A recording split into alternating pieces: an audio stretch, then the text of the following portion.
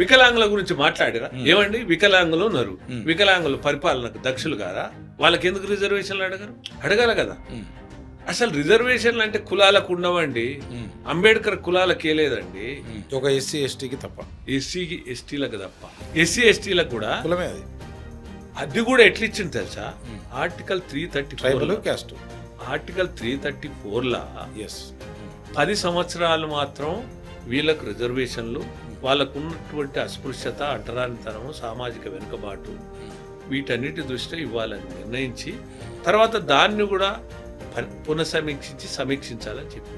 కానీ ప్రభుత్వాలు రాజకీయ ఏలుబడి ఉన్నోళ్ళు వాళ్ళ అభివృద్ధికి నోచుకోకపోవడం వల్ల లేదా రాజకీయ స్వార్థం కొరకు దాన్ని ఇంకటి వరకు కొనసాగిస్తారు అంటే రాసిన రాజ్యాంగం అంబేద్కర్ తప్పు కాదు మనం చేస్తుంది తప్పు అంటారు మనం చేస్తుంది తప్పు పాలకులది తప్పు ఓట్ల రాజకీయం ఇవన్నీ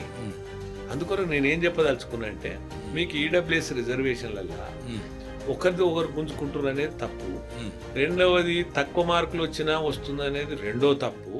ఇవన్నీ దుష్పరిణామాలు